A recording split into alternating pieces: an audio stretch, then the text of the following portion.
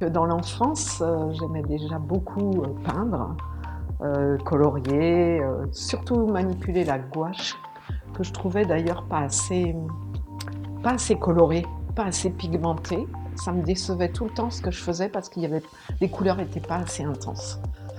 À partir de l'âge de 9 ans, je suis allée en école municipale d'art plastique. J'ai manipulé, peinture, dessin, collage, sculpture sur plomb, enfin voilà. J'ai continué toute mon adolescence et puis j'ai commencé à peindre sur des grands formats de papier. Et ensuite à l'école d'architecture, beaucoup plus tard, j'étais très assidue sur l'atelier d'art plastique. C'était une des parties de l'enseignement qui me passionnait le plus.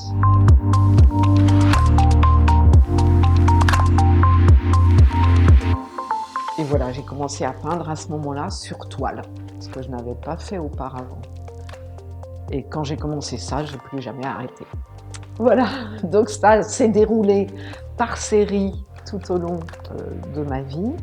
Les séries sont calées sur les périodes de ma vie, à la fois mes centres d'intérêt intellectuels, mais surtout l'affectif, l'émotion et ce que je ressens à telle période. Je le retranscris dans ma peinture.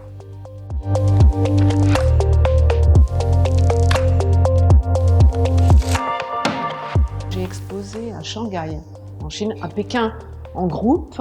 Puis ensuite, j'ai signé un contrat de 3 ans avec une agent artistique chinoise sur Shanghai et sur l'ensemble de la Chine. Et j'allais une fois par trimestre là-bas, des très grandes expositions. J'ai envoyé 72 toiles en container là-bas.